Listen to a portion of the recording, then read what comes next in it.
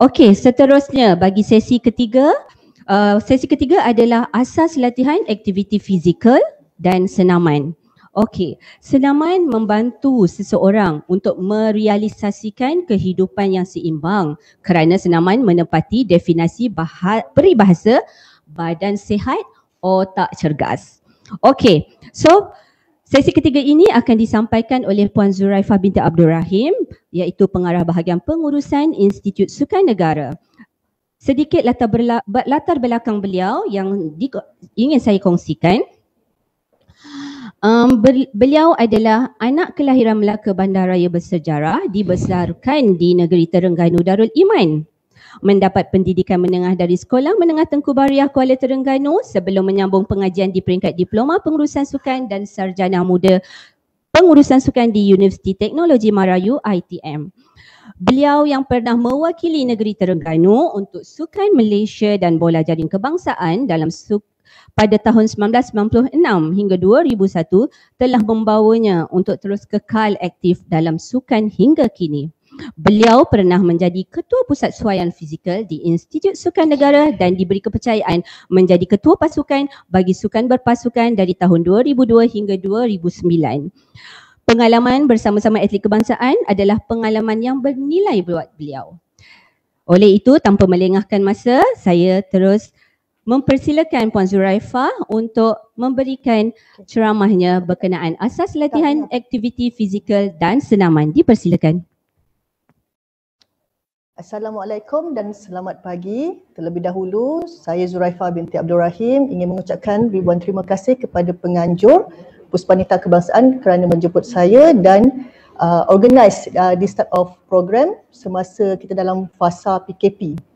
Okey, apa yang ingin saya kongsikan pada hari ini adalah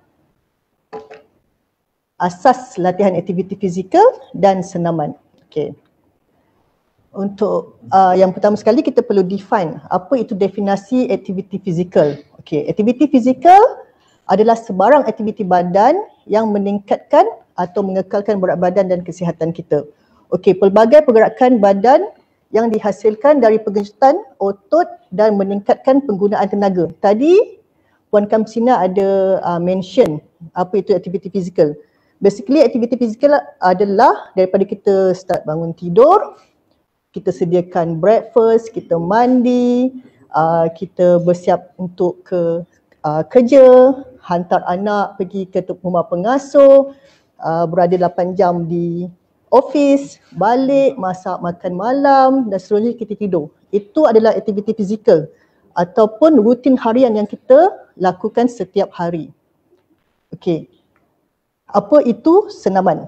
Senaman adalah sejenis aktiviti fizikal atau riadah yang selalu dilakukan dalam jangka masa tertentu berulang-ulang kali bertujuan untuk meningkatkan tahap kecergasan dan kesihatan kita. Okey, senaman ialah aktiviti fizikal yang lebih tinggi intensitinya daripada aktiviti harian yang kita setiap hari lakukan. Selain itu, senaman juga ditarifkan sebagai salah satu daripada aktiviti fizikal yang perlu kita lakukan dengan kerap dalam jangka masa tertentu secara berulang dengan matlamat untuk meningkatkan kecergasan dan kesihatan diri kita sendiri. Okey, apa itu kecergasan fizikal? Kecergasan fizikal pula merupakan satu pencapaian seseorang berkaitan dengan kemampuannya untuk melakukan aktiviti fizikal. Okey, ianya terbahagi kepada dua jenis kecergasan. Yang pertama, kecergasan kesihatan dan kedua adalah kecergasan kemahiran.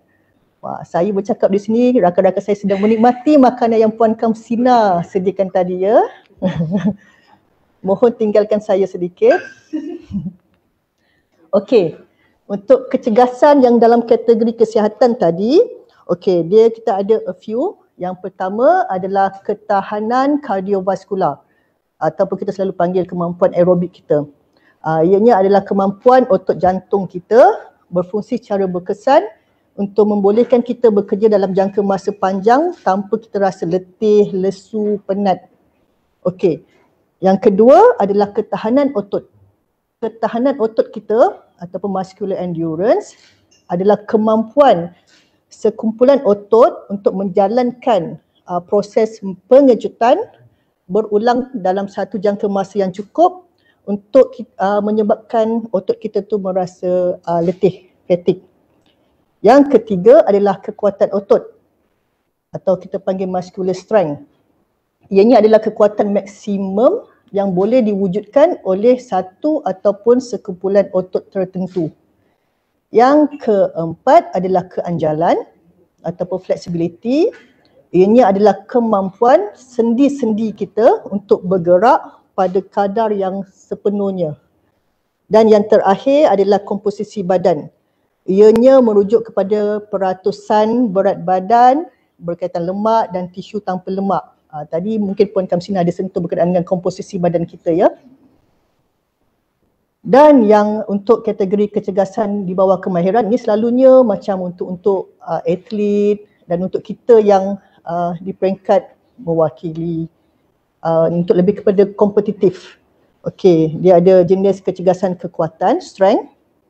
Ni kemampuan kita mengejutkan otot, kita contract kita punya muscle dengan kelajuan dan kekuatan dalam satu masa tindakan.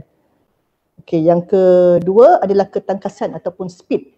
Ini adalah kemampuan kita untuk menukar arah badan dengan pantas. Oh maaf, ni adalah agility. Ketangkasan ni adalah agility ya. Yang ketiga adalah koordinasi. Ianya adalah kemampuan kita untuk melakukan pergerakan yang kompleks dengan mudah. Kita pernah tengok tak kalau kita lihat orang marching, tangan kanan dan kaki kanan. Tu dia punya koordinasi dia tak bagus. Yang ketiga adalah kelajuan ataupun speed.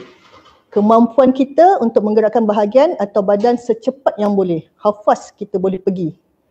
Okey, yang kelima adalah keseimbangan, balance. Kemampuan kita untuk mengekalkan keseimbangan badan kita bila kita berada dalam keadaan statik ataupun bergerak. Kita pernah tengok tak orang tiba-tiba macam tak balance, jalan terjatuh ataupun ni itu dia punya balancing dia tak bagus. Yang terakhir adalah masa bertindak balas ataupun kita panggil reaction time kita. Kemampuan kita untuk bertindak balas terhadap rangsangan dengan cepat. Ni tiba-tiba kalau kita pergi padang bola, ada bola, diorang tendang bola dan bola tu ke arah kita, kalau kita punya reaction time tak cepat, kita tak boleh mampu mengelak bola tu. Okey. Faedah bersenam. Okey, yang ni kita kena kongsikan apa itu faedah bersenam. Yang pertama adalah untuk mengurangkan risiko penyakit jantung, tekanan darah tinggi, osteoporosis, diabetes dan obesiti. Tadi Puan Kamsina ada terangkan berkenaan yang percentage rakyat Malaysia yang obes pada tahun 2019. Okey, untuk yang pertama ni penyakit jantung. Dekat Malaysia ni kadar yang penyakit jantung telah menjadi pembunuh utama rakyat Malaysia ya. Jadi dengan bersenam kita dapat mengurangkan risiko-risiko sakit jantung. Yang kedua, untuk menjaga sendi-sendi, tendon, ligamen supaya kita dapat bergerak dengan mudah. Okay. Yang ketiga, untuk menguatkan tulang dan otot kita. Okay, macam mana kita nak kuatkan otot dengan tulang? Okay, dengan bersenam, teori mengatakan apabila kita melakukan aktiviti bersenam, muscle ataupun otot kita akan cedera melalui microfiber tu. Dan apabila kita cedera, kita akan recover balik dengan pemakanan yang sihat, dengan a good recovery dan menjadikan otot kita tu lagi strong dan besar. Okay, dan seterusnya akan menguatkan tulang-tulang kita. Dan kebanyakan rakyat Malaysia ni after kita dah reach umur 40 ke atas, ramai yang mempunyai sakit tulang belakang, sakit pinggang. So dengan kita start early bersenam, mungkin kita dapat mengelakkan sakit pinggang di kemudian hari nanti. Yang kelima, okey, yang ni mungkin best untuk dapat mengurangkan kesan penuaan.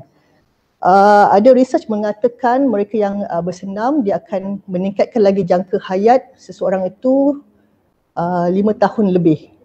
Okey, kesan penuaan ni macam mana? Kalau kita sentiasa bersenam, kita punya peredaran darah kita akan efisien. Peredaran darah akan membawa oksigen dan bawa kepada kulit-kulit kita. That's why bila kita bersenam tu muka kita akan jadi blush macam pink-pink tu kan. Itu mungkin boleh mengelakkan kesan penuaan. Seterusnya membantu untuk kurangkan ketegangan dan kegelisahan. Ni menambahbaikkan kesihatan mental dan mood. Ada kajian oleh daripada jurnal Lancet, tak silap saya, dekat 1.2 juta rakyat. Mereka yang menjalani senaman yang konsisten cuma menghadapi masalah emosi sebanyak 35 hari setahun. Walau bagaimanapun yang mereka yang tidak bersenam, dia mempunyai pertambahan sebanyak 18 hari daripada 35 hari tadi, dalam 53 hari setahun minimum mengalami kegelisahan, bad mood. Okey. Selain daripada itu, kalau kita dengan bersenam, dia akan increasekan kita punya kesihatan mental, membuatkan kita lambat mudah lupa, Alzheimer. Okey.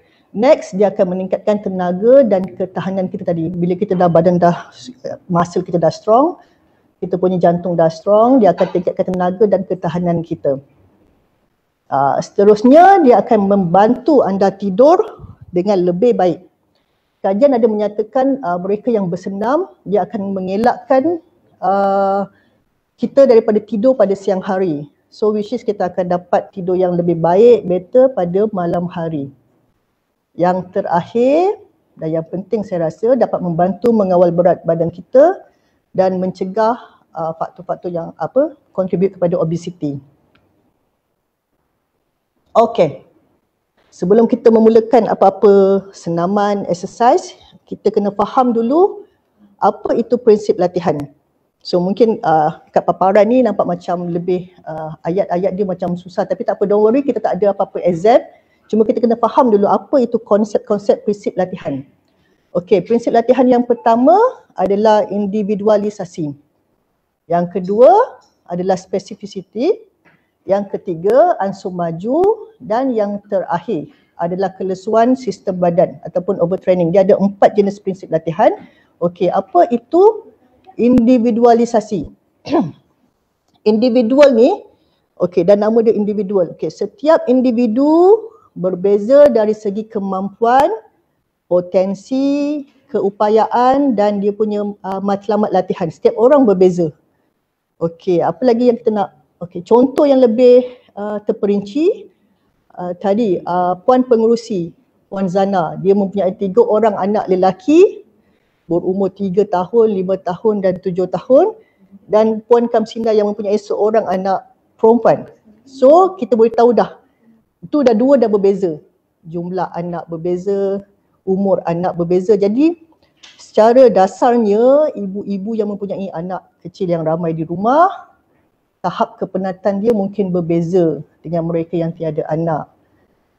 Individu ataupun puan-puan yang mempunyai pembantu rumah dan tidak mempunyai pembantu rumah, mungkin tahap kepenatan di rumah itu berbeza. Ataupun puan-puan yang alhamdulillah dikurniakan suami-suami yang banyak membantu, boleh masak, tolong buat kerja rumah dan kurangkan beban puan-puan, itu pun salah satu faktor yang membezakan setiap individu tu. Okay, selain daripada itu, setiap umur pun berbeza. Umur yang 20 tahun compare to 30 tahun dan 40 tahun definitely berbeza dia punya tahap tenaga dia. Seterusnya, yang apa itu ciri individualisasi? Pengalaman latihan. Those yang beginner dengan advance. Mereka yang dah biasa, dah 5-6 tahun bersenam dengan mereka yang baru nak start bersenam, memang mempunyai tahap yang berbeza. Okay. Yang seterusnya, beban latihan dan tempoh pemulihan. Okay, apa yang kita buat dalam senaman kita, beban latihan yang kita buat dengan tempoh pemulihan kita, itu pun berbeza. Contohnya ada 2 orang individu, satu buat jogging 20 minit dan satu buat jogging 30 minit. Itu dah nampak dah beza.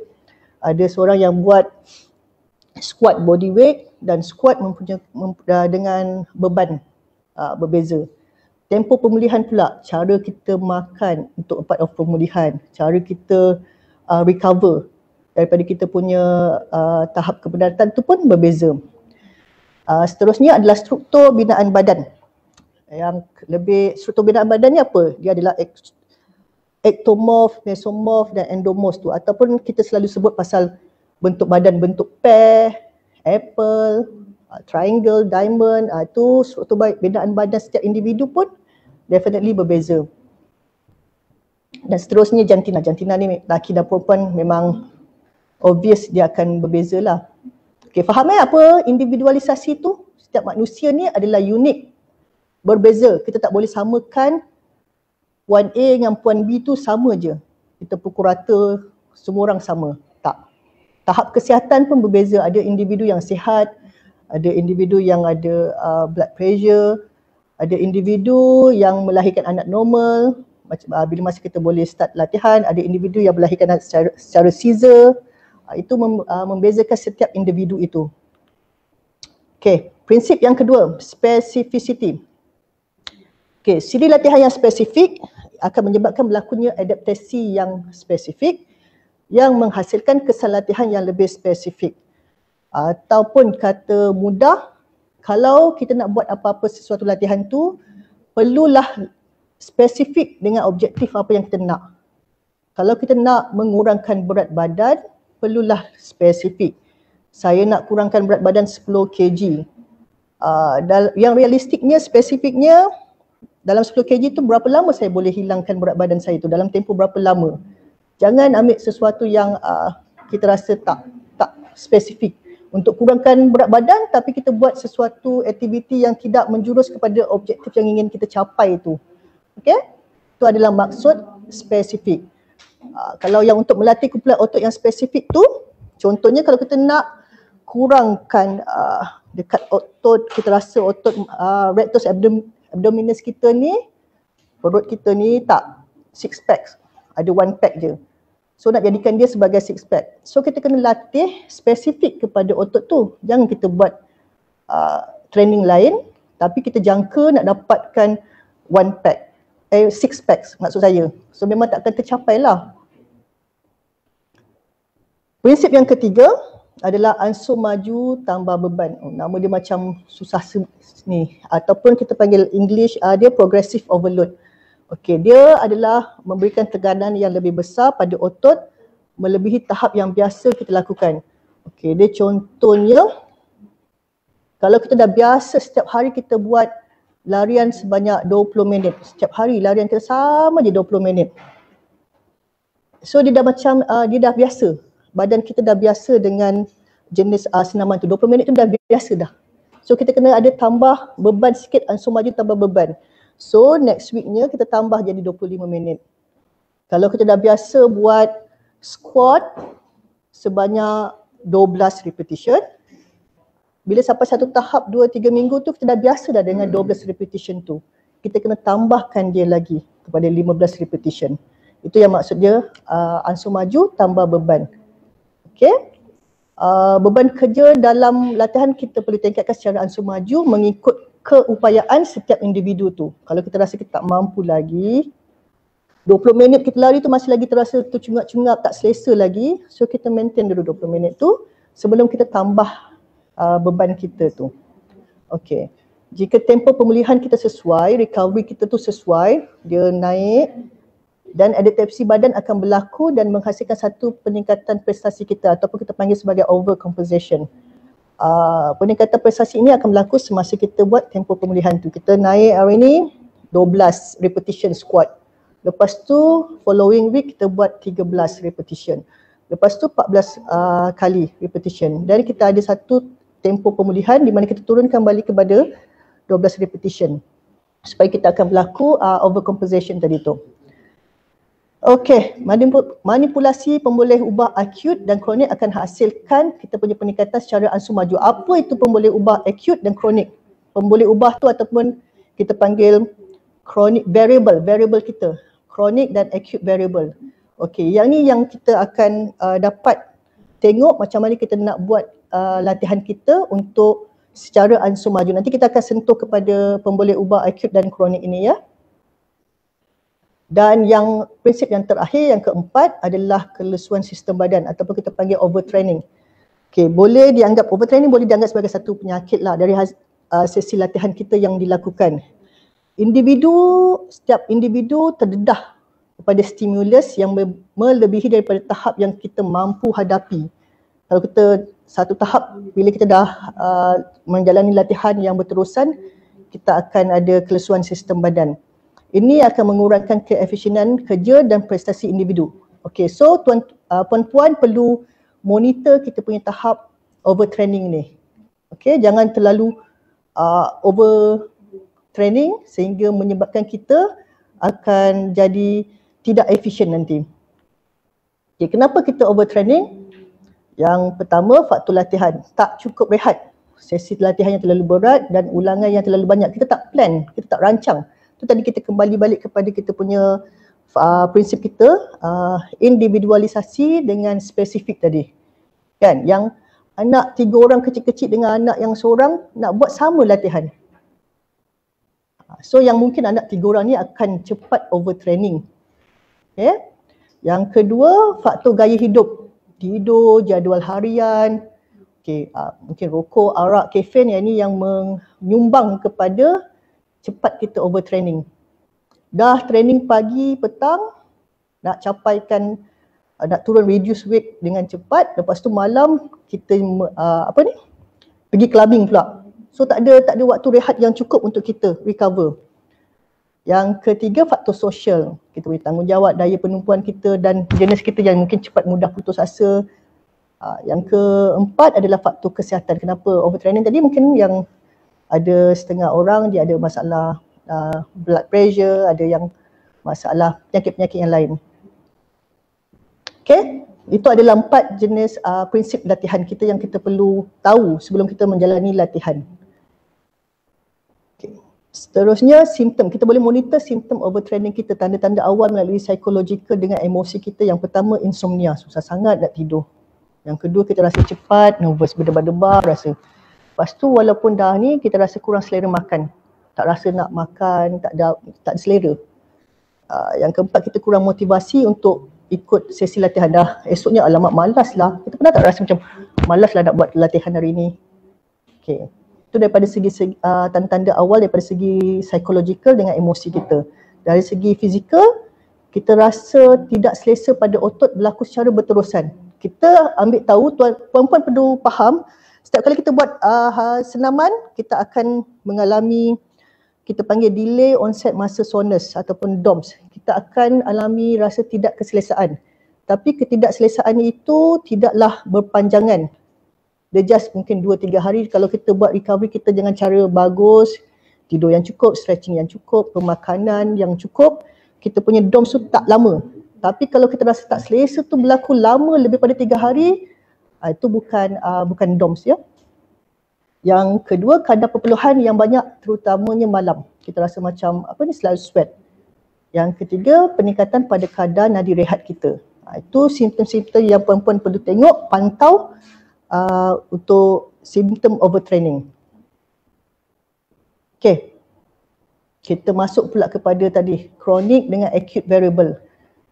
Yang nak kita tahu macam mana kita nak buat progress overload tadi. Okay, apa itu pemboleh ubah acute? Dia ada 6 pemboleh ubah acute variable ni. Yang pertama, pemilihan aktiviti kita. Single ataupun multi joint ataupun extra. Kita nak buat bicep curl, single joint ataupun kita nak buat squat. Kita kena tahu tu. Salah tu, AA tu 2 kali. Okay, yang kedua, susunan aktiviti kita. Kita nak susun aktiviti kita tu, nak start dengan muscle yang besar ke, nak buat muscle upper body, lower body ke, susunan aktiviti kita tu, kita kena tahu. Yang ketiga, berapa set yang kita nak buat setiap aktiviti.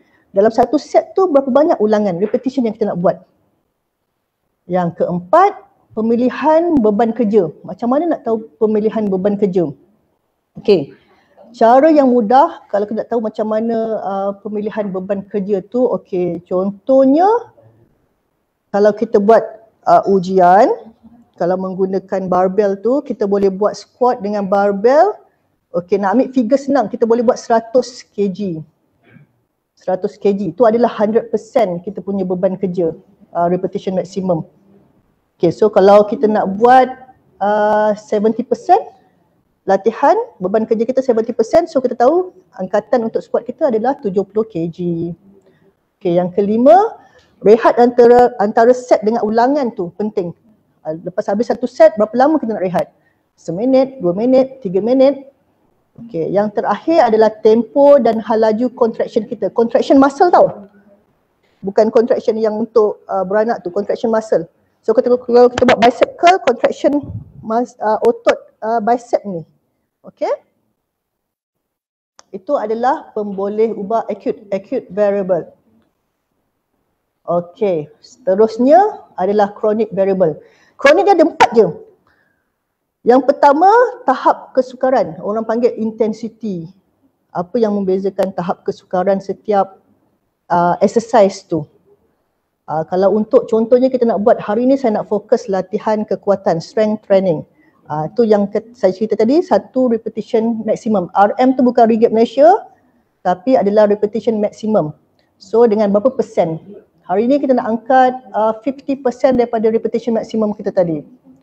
Yang kedua, kalau untuk latihan ketahanan, kita kena tengok, kita kena tahu kita punya maximum heart rate, masa dan jarak. Tadi Puan Afzan ada sentuh sikit pasal maximum heart rate. Nanti sekejap lagi saya ada sentuh juga macam mana nak tengok maximum heart rate kita. So kena tahu maximum heart rate, masa kita, jarak. Okay, contoh nak lari, berapa hari ni nak kena lari berapa lama? Masa 30 minit. Jarak nak kena capai kena berapa? 4 km ke? Maximum heart rate dalam keadaan berapa? Okay, berapa persen maximum heart rate kita? Untuk latihan kelenturan ni, kalau nak tengok macam mana apa itu intensity dia, tempo, masa yang diperuntukkan setiap posisi. Ini adalah flexibility lah. Kalau nak tengok macam mana, makin susah tu makin lama lah tempo masa yang kita buat setiap aktiviti kelenturan, flexibility. Okey, yang kalau untuk latihan pergerakan macam mana kita nak tengok tahap intensity dia melalui gerak kaki dengan jarak kesilapan. Contohnya kita buat gerakan high knee tu, berapa laju kita boleh buat. Macam tu, lagi intensity lagi tinggi, lagi laju. Lepas tu kesilapan makin kurang. Yang kedua, okey, itu tadi macam mana nak tengok tahap kesukaran, intensity kita. Yang kedua, kekerapan ataupun frekuensi. Berapa kerap kita lakukan setiap aktiviti ataupun senaman kita tu. Jumlah kekerapan intensiti rendah ke tinggi untuk satu tempo. Tempo tu kita panggil dalam satu fasa ataupun kita panggil macro cycle lah kalau bahasa sainsnya. Okay. Yang ketiga adalah jangka masa latihan kita. Hari ni contohnya satu latihan kita tu, berapa jangka masa kita yang kita peruntukkan untuk capai matlamat kita tadi, objektif kita tadi. Nak kuatkan strength endurance, berapa lama perlu kita capai. Nak bagi masa kat diri kita ni untuk capai dapatkan objektif kita tu. Okay, contohnya kalau untuk hypertrophy. Okay, apa itu hypertrophy? Hypertrophy adalah membesarkan otot-otot kita. Bahasa yang senang, membesarkan otot-otot kita. Ataupun nak nampak lebih mudah, kita tengok bodybuilder tu. Kan muscle dia besar. Itu dinamakan hypertrophy. Okey, nak capai ni kalau minimum kita perlukan masa 4 hingga 6 minggu. Kalau untuk kita buat strength endurance, nak nampak mudah, minimum kita masa yang kita perlu dapat adalah 4 hingga 8 minggu. Okey, itu jangka masa latihan, duration untuk kita capai sesuatu matlamat latihan kita. Okey, yang terakhir, chronic variable ni adalah volume. Volume ni adalah jumlah keseluruhan kita buat latihan. Okay, jumlah kerja kita ataupun tenaga yang kita gunakan sepanjang latihan kita satu sesi satu hari tu. Okay, kalau untuk kita buat strength training tadi, nak tengok berapa volume kita kena buat jumlah latihan kita. Kalau ada 10 latihan, kali dengan berapa set. Kalau ada 3 set, kali dengan 3 set, kali dengan jumlah ulangan. Dalam satu set tu, satu latihan tu ada berapa ulangan? 8 ulangan, kita kena kali tu semua. Kalau untuk ketahanan pula, kita kena tahu berapa jarak kita buat, berapa masa yang kita buat.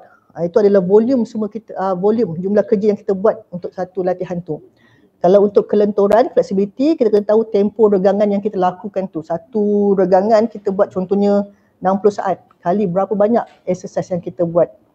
Dan kalau untuk pergerakan, kita kena perlu tahu masa latihan yang kita buat untuk kita punya aktiviti pergerakan tu. Itu adalah volume. Okay. Alright. Tadi kita dah belajar acute dengan chronic variable. So ini adalah dia punya teori, secara teorinya. Kalau kita nak buat latihan kekuatan, kalau kita target, kita punya objektif latihan kita adalah untuk menambahkan kekuatan otot-otot kita. Okey. Ini yang perlu kita lakukan. Berapa banyak set kita perlu lakukan? Sebanyak 3 hingga 4 kali. 3 hingga 4 set. Okey. Berapa banyak ulangan satu exercise? Contohnya exercise pertama squat. Berapa banyak ulangan kita perlu buat dalam satu set tu? Sebanyak 4 hingga 8 kali ulangan. Bebanan yang kita perlu pilih, tadi saya dah ajar macam mana one repetition maximum tadi. Angka senang, kalau kita buat squat, kita boleh buat angkatan sekali 100 kg. So kalau 75% hingga 85%, kita perlu angkatan squat kita sebanyak 75 kg sehingga 85 kg. Kita perlu lakukan 4 hingga 8 kali repetition. Lepas tu rehat sebanyak 180 hingga 300 saat, which is 3 minit ke atas. Dan sebelum kita mulakan balik another ulangan, another set. Dan tempoh tu maksudnya dan tadi saya ajar tadi contraction muscle, explosive masa kita naik tu, dan kita kawal pada negatif tu. Okey, intensity yang perlu kita lakukan untuk mencapai objektif latihan kekuatan adalah intensity yang tinggi ya. Okey, seterusnya yang ni selalu kita lakukan dekat rumah ni semua ni. Kalau nak buat daya tahan otot ataupun kita panggil strength endurance, kita panggil selalu exercise yang kita buat dekat rumah, body weight, kita ikut selalu Zumba semua tu. Ini adalah strength endurance. Pilihan aktiviti dia adalah kombinasi punya aktiviti. Susunan aktiviti dia perlu kita gabungkan daripada tahap susah kepada yang mudah. Tahap susah dengan mudah tu macam mana? Daripada muscle besar yang pada squat, hamstring dan quadricep, mungkin kepada muscle-muscle yang lebih kecil. Kepada turun kepada bicep, tricep semua. Berapa banyak set yang kita perlu lakukan? 1 hingga 3 set. Ulangan dia berapa banyak? 12 hingga 20 kali ataupun boleh lebih. 12 minimum kena capai 12 ulangan untuk dapatkan objektif strength endurance tadi tu. Okey, bebanan dia sebab dia dah kena buat ulangan tu sebanyak 12 kali. So kita turunkan bebanan berat kita tu kepada 50%. Berapa tempoh rehat kita? 30 sehingga 60 saat sahaja ya. Tempoh kena berterusan. Intensity adalah sederhana. Hypertrophy ni mungkin perempuan jarang kot. Tapi mungkin siapa-siapa yang betul-betul kategori yang underweight, dia perlu buat kena ada objektif untuk hypertrophy ni, iaitu tadi yang saya dah mention membesarkan otot-otot kita tu. Tapi kalau kaum wanita dia takkan jadilah macam bodybuilder tu, dia takkan jadi macam tu kecuali kita ambil perangsang steroid ke untuk besar kan. Takkan jadi besar macam tu. Those yang underweight tu kita perlu buat latihan hypertrophy. Jangan buat yang strength endurance tadi, dia akan jadi lagi makin lean kan. Hypertrophy dia nampak lagi besar. Okay, so pilihan aktiviti dia adalah kombinasi. Susunan aktiviti dia kita mulakan daripada sukar kepada mudah. Exercise yang sukar kepada yang mudah. Berapa set kita kena buat? 3 hingga 4 set. Ulangan berapa banyak? 8 hingga 12 kali repetition setiap satu set tu. Bebanan kita kena angkat 65 hingga 75% dia. Rehat kita antara 90 hingga 180 saat. Tempoh kita 1-2. 1-2. Okey, intensiti kita adalah sederhana hingga tinggi. Okey, tadi kita tengok dah macam mana nak buat, nak capai objektif latihan kita. Apa yang kita perlu buat dalam acute dengan chronic variable. So sebelum apa-apa, kita nak start apa-apa senaman kita, nak mulakan apa-apa exercise, yang penting kita kena warm up dahulu. Okey.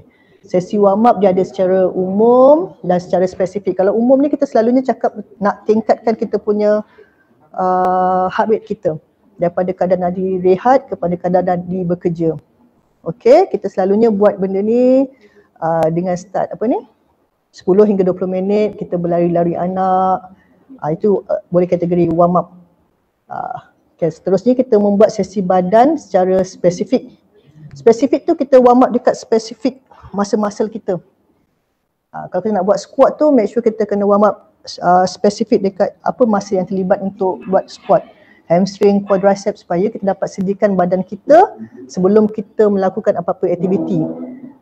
Dia punya benefit warm up tu nak meningkatkan kita punya suhu badan, nak menyediakan otot-otot kita sebelum kita menjalankan apa-apa aktiviti, nak mengelakkan apa-apa kecederaan. Itu kita punya, kenapa kita perlu warm up ya puan-puan. Dan seterusnya selepas kita menjalani kita punya aktiviti, senaman kita perlu cool down. Kita perlu sentiasa kita kena akhiri kita punya apa-apa sesi latihan dengan cool down untuk kita kembalikan suhu badan kita yang normal secara beransur-ansur. Kena turun secara ansur-ansur.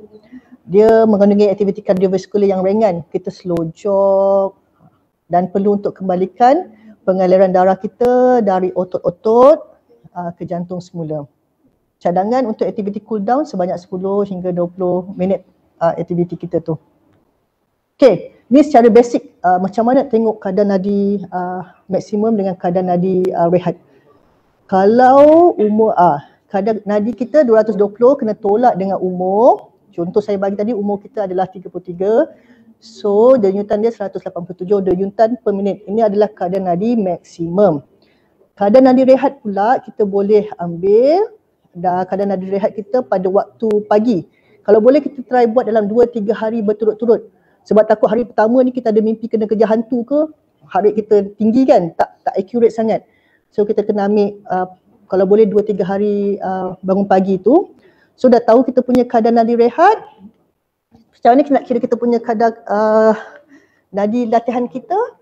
Okey, upper limit kita kena 85%, lower limit dalam 60%. So kadar nadi maksimum tolak kadar nadi rehat. Tadi bagi contoh tadi 187 tolak 78.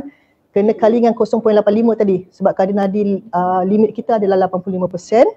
So tambah balik dengan kadar nadi rehat kita tadi 78 minit. So zon sasaran kita untuk bekerja adalah 85%. So dalam roughly zon kita 166 hingga 176 denyutan minit. So lower limit tu sama juga kaedah pengiraan dia tapi dia 60%. Untuk mudah, dia adalah target heart rate kita ni.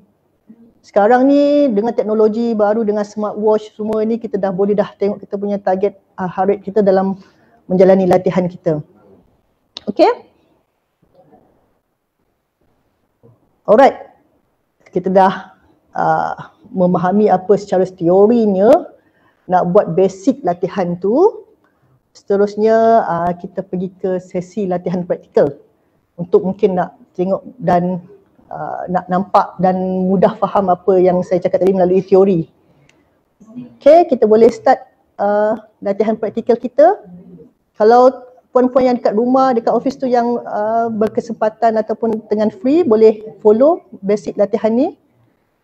Okay.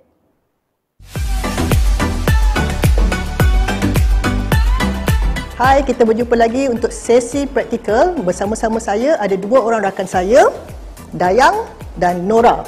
Kita mulakan sesi praktikal kita dengan warm up. Okey, kita start dengan leher dahulu. Jadi, kita nak buat ni dynamic warm up. So kita gerakkan kepala leher kita separuh 180 darjah sahaja. Ulangan sebanyak 12 kali ya. Okey, seterusnya tangan, shoulder kita. Kita putar ke hadapan sebanyak 10 kali. Dan seterusnya kita tukar arah ke belakang sebanyak 10 kali.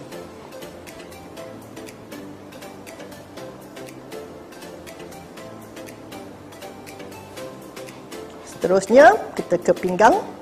Okay, just sentuh sejauh mana yang boleh.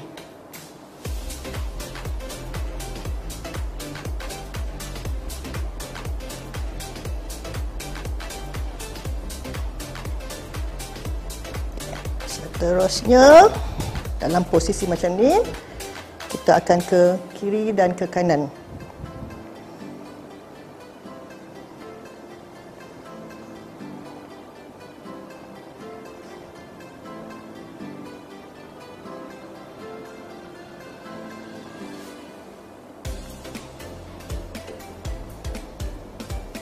Next, high knee.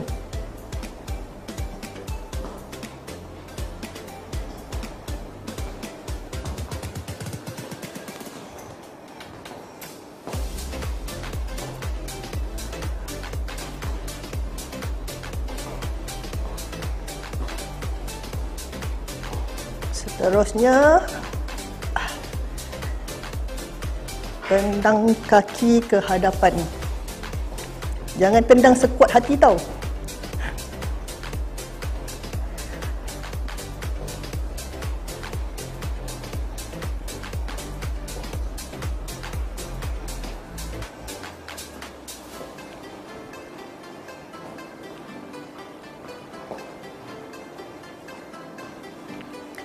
Next, untuk lutut, kita draw bentuk O.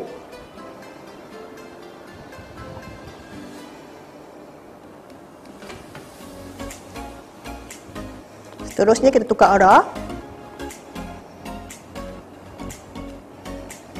dan tukar kaki.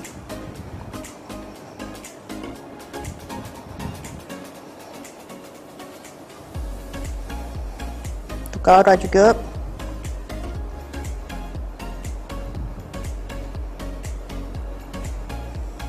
As kita buat untuk ankle kita.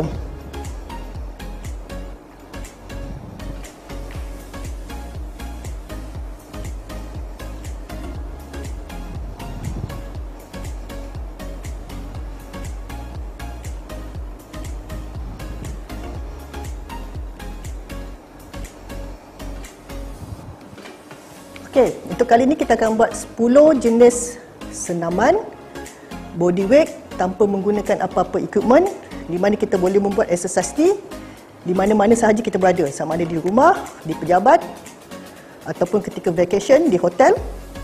Okey. Dalam sesi teori tadi kita ada belajar berkenaan dengan prinsip latihan. So kita akan praktiskan apa yang kita belajar tadi di dalam latihan kita. Masih ingat lagi tak? Kita ada 4 prinsip latihan, iaitu individualisasi, specialization, progressive overload dan overtraining. Dan kita ada juga sentuh berkenaan dengan acute dan chronic variable. Untuk latihan hari ini kita akan fokus kepada latihan strength endurance, di mana kita perlu melakukan ulangan sebanyak minimum 12 kali setiap kita punya pergerakan ataupun exercise yang ingin kita lakukan. Okey, untuk exercise pertama kita buat squat. Untuk yang modified squat kita boleh follow Nora, dan untuk yang normal squat dan advance kita perlu follow Dayang. Number 1. Okey, ini adalah merupakan cara untuk buat modified squat dengan teknik yang betul ya. Okey, kita cari partner, turun. Okey, make sure lutut kita tidak lebih daripada ibu jari kaki dan naik ke atas. Back kena straight, jangan hum macam ini. Straight back. Okey. Repeat. Ulangan kita kena buat tadi, saya cakap tadi, kalau strength endurance sebanyak 12 kali. Okey, ini untuk modified sesuai bagi mereka yang baru bermula dan mempunyai masalah lutut. Okey, untuk normal squat boleh follow Dayang.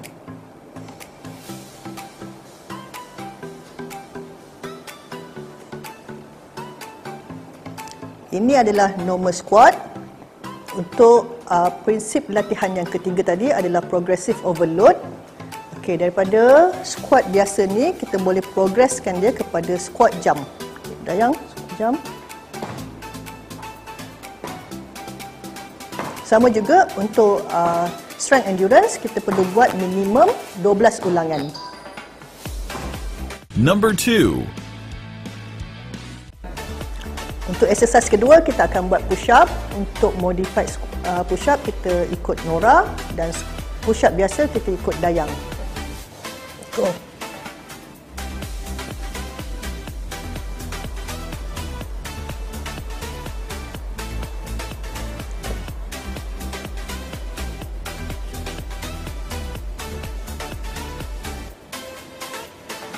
Number 3. Untuk exercise ketiga, kita akan buat lunge. Okey, untuk modified, Nora akan buat static lunge, saya akan buat reverse lunge dan Dayang akan buat forward lunge. Macam biasa, jumlah ulangan adalah sebanyak 12 repetition setiap kaki. Untuk static lunge, okay, Nora turun. Macam biasa, lutut jangan lebih pada ibu jari kaki dan badan kena tegak. Okay.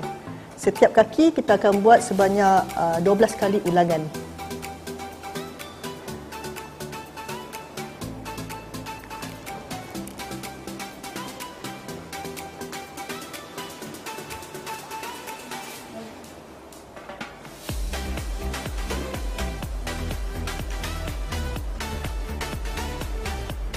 Number 4. Untuk exercise keempat, kita akan buat jumping jack. Untuk modified, kita akan ikut Nora dan yang biasa kita akan ikut Dayang.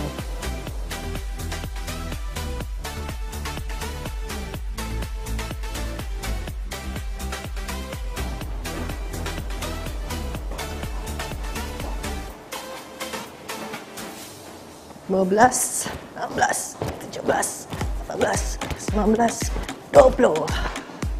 Number 5.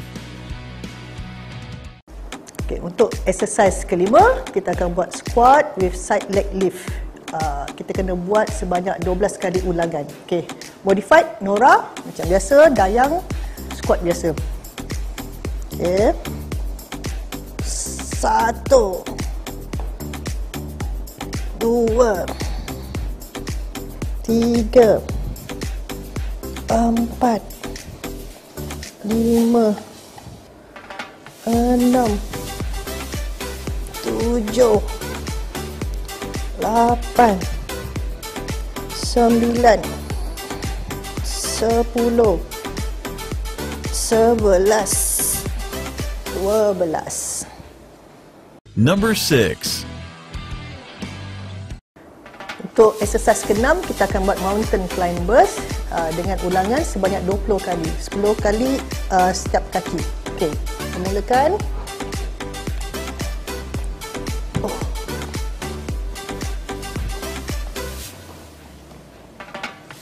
19,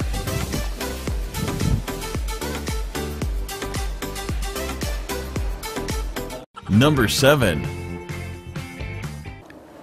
Untuk exercise ke-7, kita akan buat straight leg kickback. Kita buat setiap kaki sebanyak 12 ulangan. Ini position start. Okey.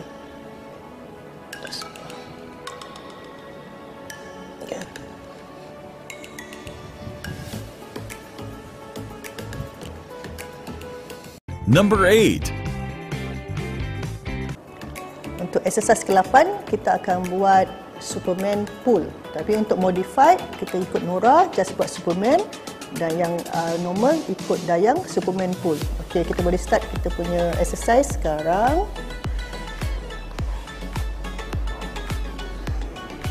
Ready? Go.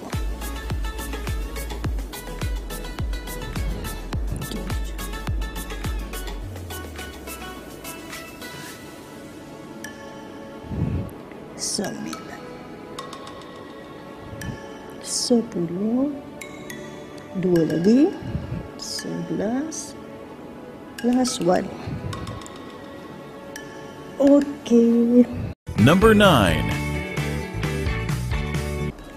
Untuk exercise ke-9, kita akan buat plank jack. Tapi untuk yang modified, yang beginner, kita ikut Nora, just buat plank sahaja. Dan Dayang akan buat plank jack. Kita kena buat dalam tempoh 20 saat. Okey. Ready? Yang. Okey, go.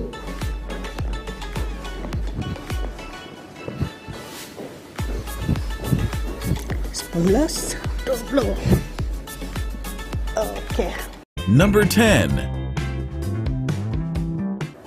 Untuk exercise ke-10 dan yang terakhir untuk hari ini adalah crunch. Okey, untuk yang beginner, ikut Nora, kita just buat crunch, tangan sentuh lutut. Dan untuk yang normal, Dayang, kita akan buat siku melepasi lutut kita. Okey, kita mulakan exercise kita sekarang dengan ulangan sebanyak 15 kali. Okay. Ready? Go. 1, 2, 3, 4, 5, 6, 7, 8, 9, 10, 11, 12, 13, 14, 15. Okey, selesai satu set, kita boleh buat 2 ke 3 set setiap kali exercise kita. Mungkin kita boleh ambil break antara 2 ke 3 minit sebelum kita start ke second set. Okey.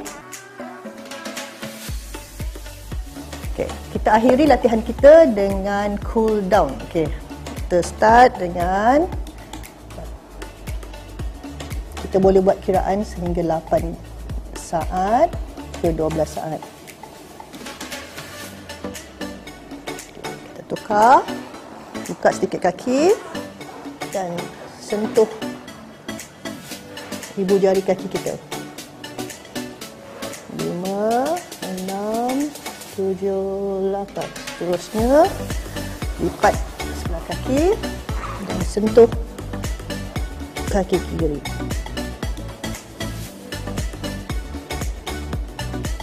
Okey, tukar.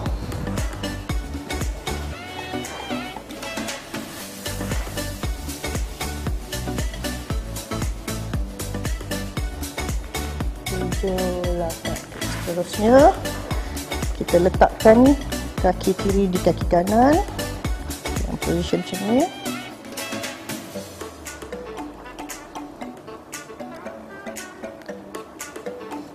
Tukar.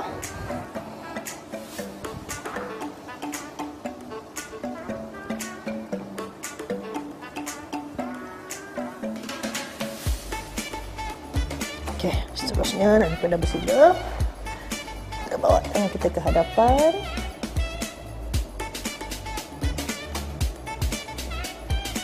Ke belakang.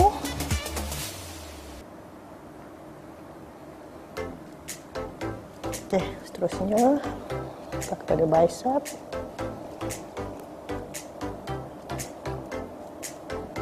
Tukar kaki kanan.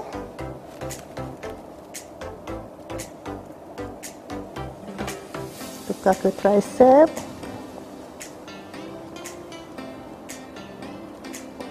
Tukar tangan.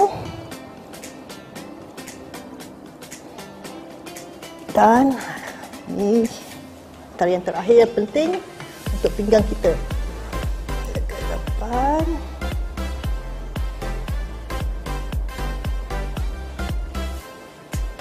Depan ke belakang.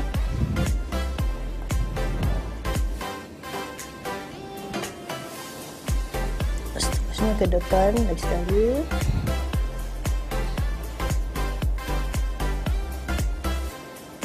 Dan ke belakang.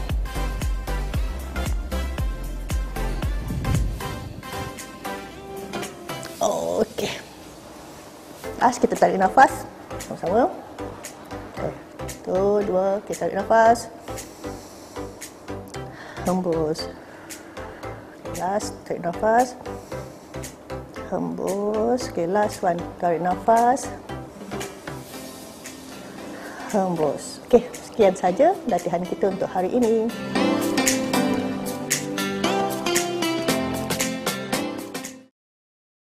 Kat belakang. Bawah kat bicep Bawah kita ni. Tricep ni ya. Okey.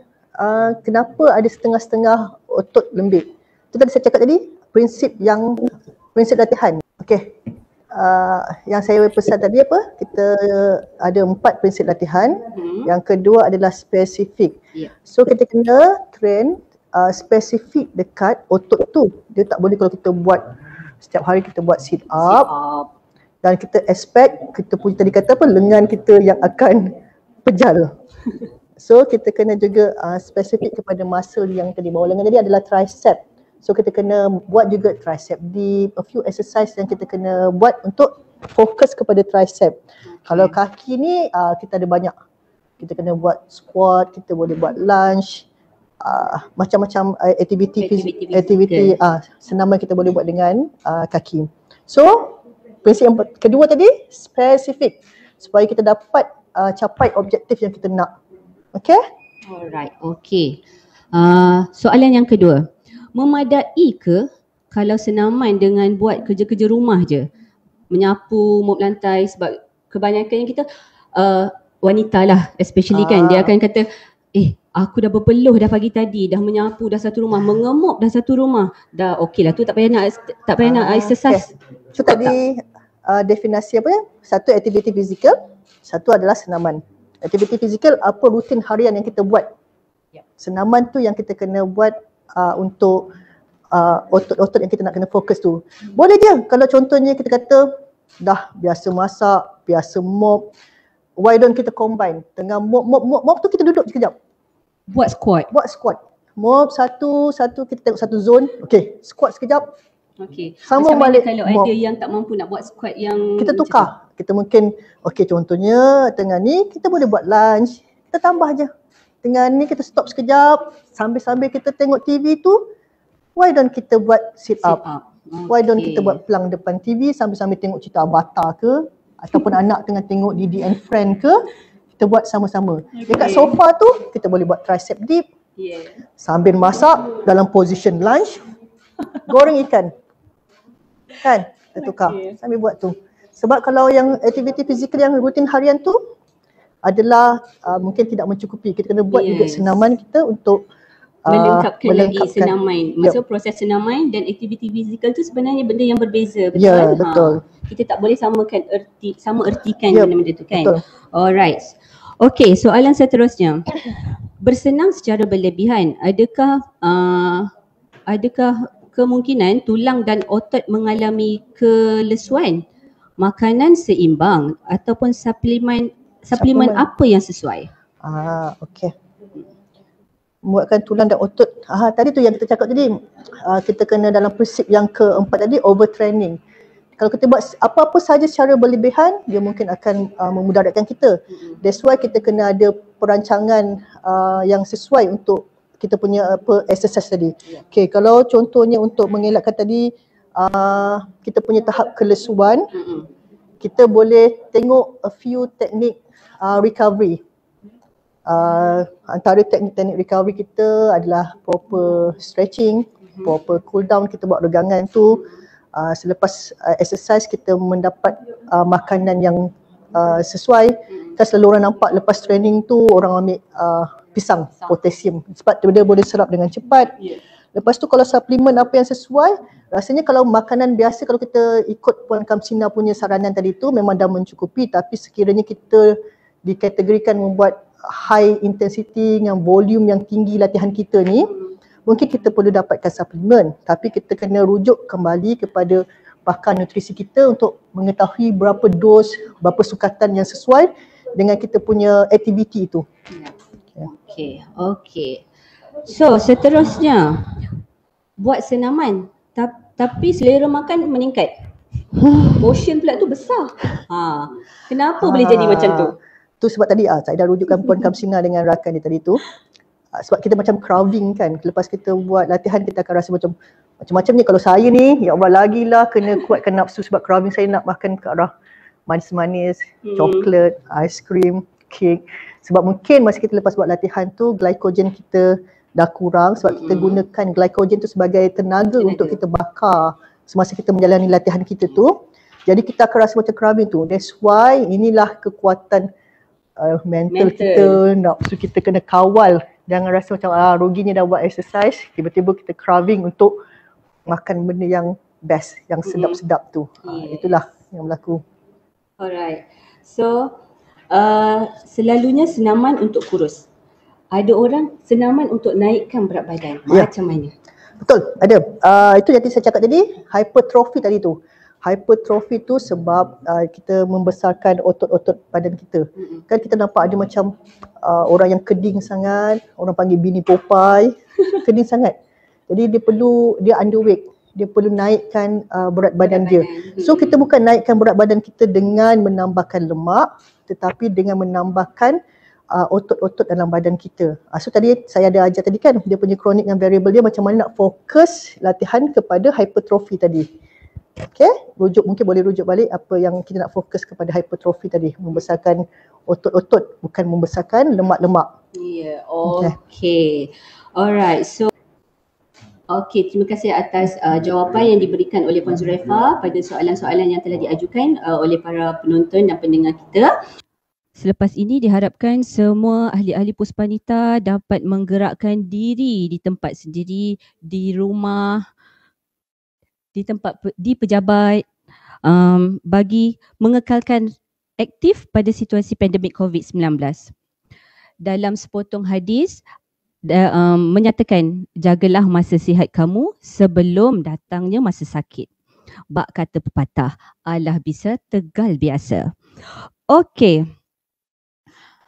Sebelum itu, untuk makluman semua, Puspanita Kebangsaan ada menyediakan sijil e-sijil. So tuan-tuan dan puan-puan boleh lihat di pautan e-sijil di FB Live Puspanita Kebangsaan.